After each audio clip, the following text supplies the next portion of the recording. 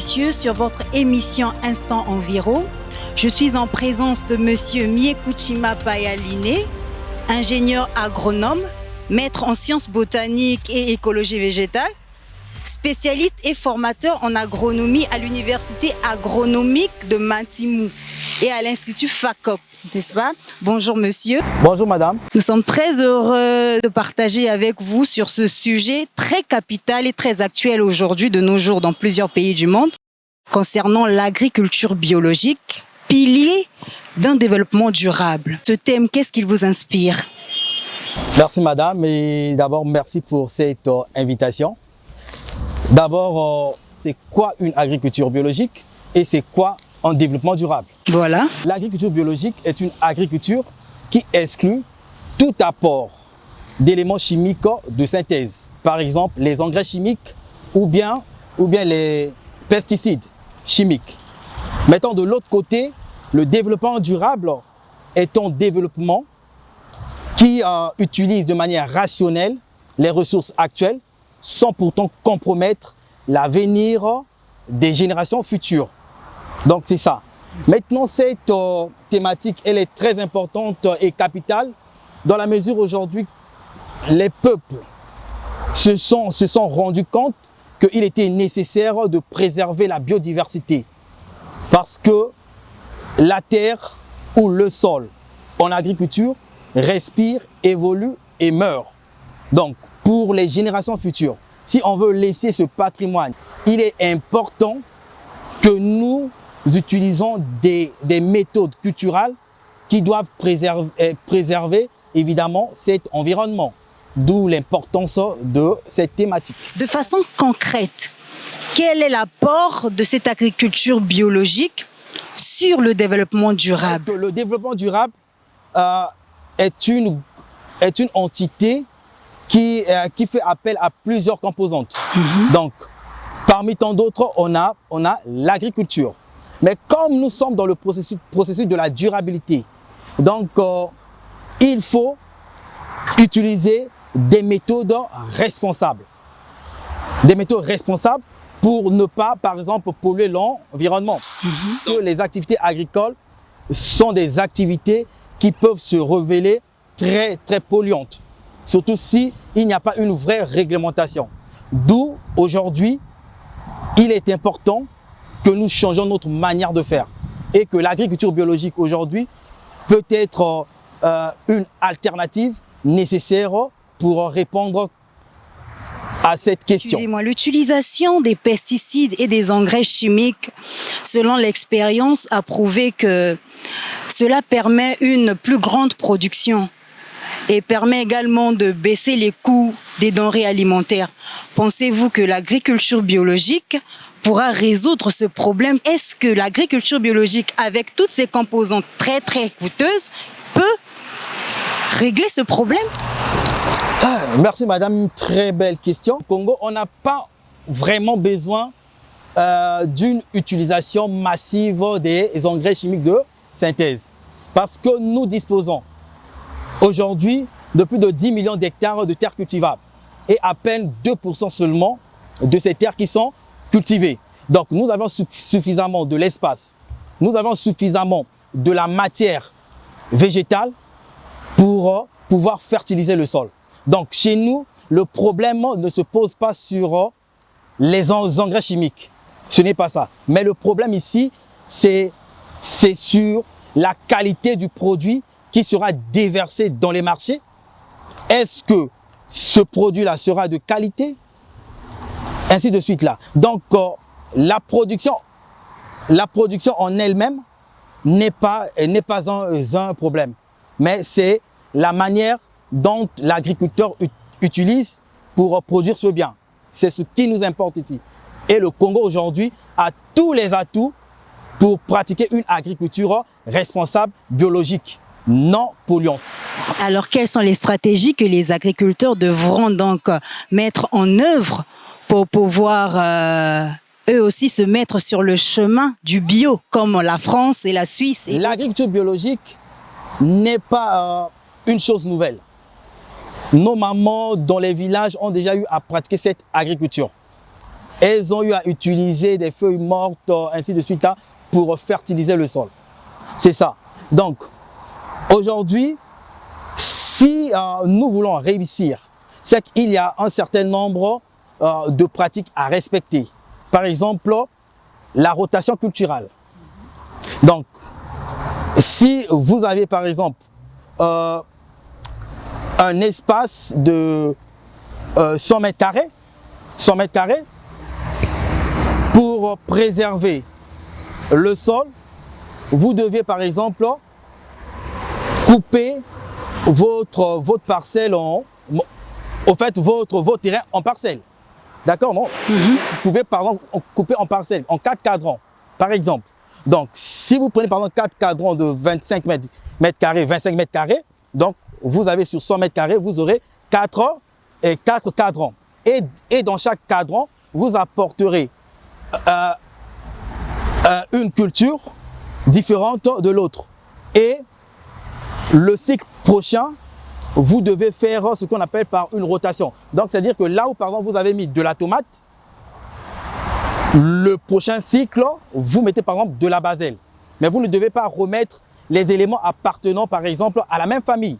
Par exemple, si vous avez de la tomate, vous ne pouvez pas y remettre, par exemple, le poivron, par exemple, le piment. Non, parce que ce sont tous des plantes, par exemple, appartenant à la famille des solanacées. Donc, la rotation culturelle est une méthode. Est une méthode très efficace. Mais au-delà de la rotation culturelle, il y a également l'utilisation de l'herbe. Par exemple, aujourd'hui, on peut utiliser le titonia, ce que les mamans ou les papas au village appellent mindurinduri. Titonia. Donc, le titonia est un bon fertilisant qui est souvent utilisé. Mais on peut également, par exemple, utiliser, par exemple, le Chromolena odorata, ce qu'on appelle, par exemple, l'herbe de l'Isuba selon les zones.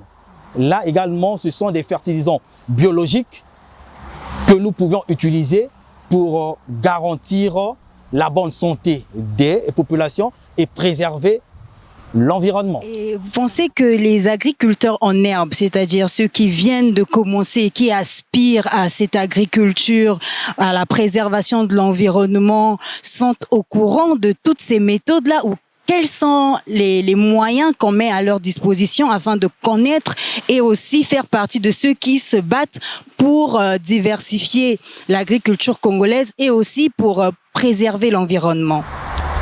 Oui, madame. Les producteurs le savent.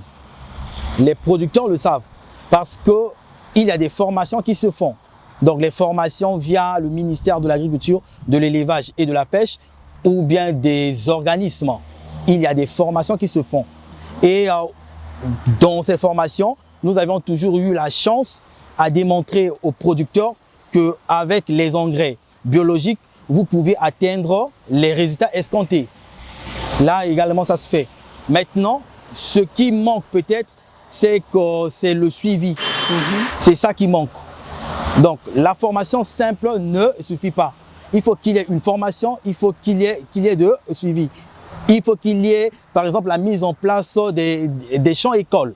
Donc, ce sont des champs de démonstration où on met de manière parallèle la méthode chimique et la méthode biologique. Et c'est aux producteurs finalement de tirer des conclusions. Là également, c'est une approche méthodologique qui doit marcher chez nous et dans l'ensemble des pays africains.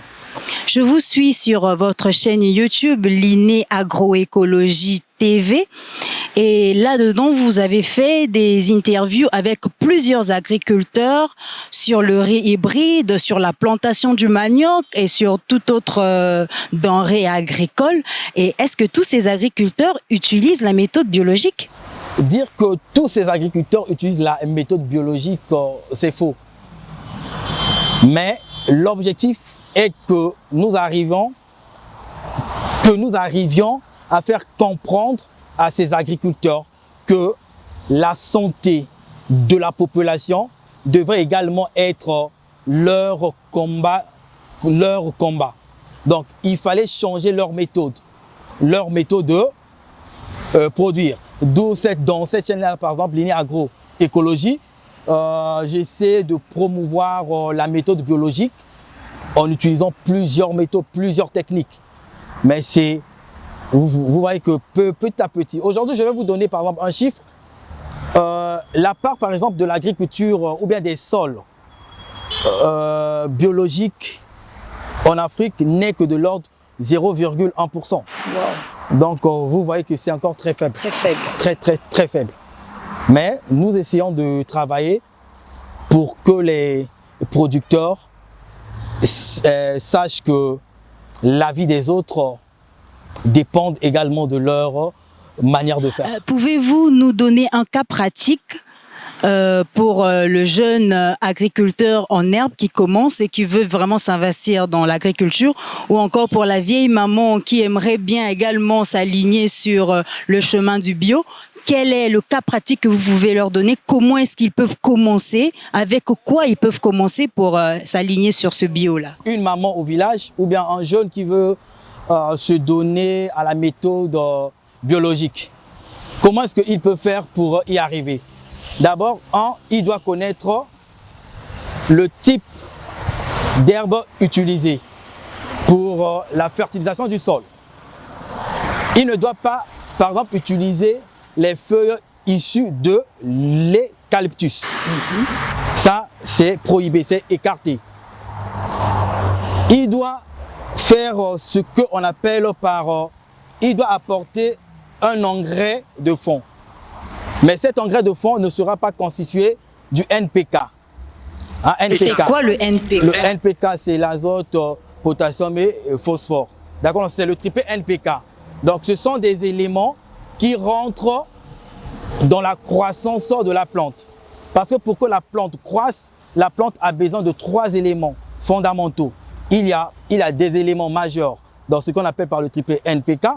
Il y a des oligo-éléments. Et puis, il y a des éléments secondaires. Donc, on compte autour de 16 à 19 éléments. Maintenant, le NPK étant quelque chose qui ne reste pas si longtemps au sol, donc les industriels ont eu le temps d'en fabriquer pour mettre à la disposition au marché. Mais la maman lambda peut en fabriquer. Par exemple, en utilisant du titonia, en mélangeant du titonia avec le comolena. Donc, ce que nous appelons par l'herbe de l'Isuba ou bien par Mindurinduri. Donc, en étant en train de préparer son terrain, il doit apporter une certaine quantité pour enfouir ça au sol. Donc, il y a ça. Notre maman ou bien le jeune qui veut s'intéresser peut également apporter des fientes ou bien des déjections des volailles. Ce sont des éléments riches en azote. Déjections de volailles sont des éléments, par exemple, riches en azote. Il doit apporter. Une fois apporté, la maman doit essayer de remuer avec sa roue. Donc, de mélanger et d'apporter de l'eau afin que cela puisse se décomposer. 1 à 2 semaines après, la maman peut apporter sa culture. Mais une fois que la culture est portée, la maman ou bien le jeune producteur doit avoir en tête que les cultures sont souvent attaquées. Mais comme il ne doit pas utiliser les pesticides chimiques, il peut en fabriquer les biopesticides. Et les biopesticides, vous pouvez fabriquer ça en utilisant de l'air, par exemple le titonia. On fait avec des feuilles de papayer, on fait avec des feuilles de la tomate. On peut en fabriquer avec de l'ail, ainsi de suite là. Donc, ce sont des mélanges qui ne mettent pas du temps. Je vais prendre par exemple un cas simple. Si vous avez un problème lié par exemple aux insectes et champignons sur vos cultures, au lieu d'aller acheter des pesticides de synthèse chimique, vous pouvez en fabriquer à la maison. Vous allez apporter par exemple 1 kg de feuilles de papayer que vous devez broyer. Une fois broyé, vous deviez macérer ça, c'est-à-dire que laisser dans l'eau au moins 24 heures. En même temps, à côté, vous prenez de l'ail. Dans une gousse d'ail que vous allez piler, vous mélangez. dans cette eau-là, donc dans 1,5 litre d'eau. Donc vous mélangez, 24 heures après, vous pouvez l'utiliser en apportant un peu du savon liquide, si vous en avez. Si vous n'en avez pas, vous apportez par exemple du savon noir. C'est juste pour permettre à ce que le liquide colle sur le limbe, c'est-à-dire que sur la partie supérieure de la feuille. Et vous pouvez pulvériser matin, soir, intervalle de 3 jours, vous aurez réglé le problème sur les champignons et des insectes. Ok, un dernier message alors pour les amoureux de l'agriculture comme vous. Pour les amoureux de l'agriculture, je dirais simplement, nous devons aimer l'agriculture parce que l'agriculture est la base de toute économie. Un peuple qui ne produit pas ce qu'il qui ne consomme pas ce qu'il produit est un peuple esclave. Et nous sommes appelés aujourd'hui à se donner corps et âme à produire. Nous devons aimer l'agriculture. N'hésitez pas de contacter ceux qui ont la maîtrise en la matière pour vous accompagner. Nous vous remercions de votre présence. Je vous rappelle que c'est Monsieur Miekoutima Paya-Liné. Et nous sommes très ravis d'avoir participé avec vous et tout ça. Merci beaucoup. Nous avons été honorés aussi de votre présence parmi nous.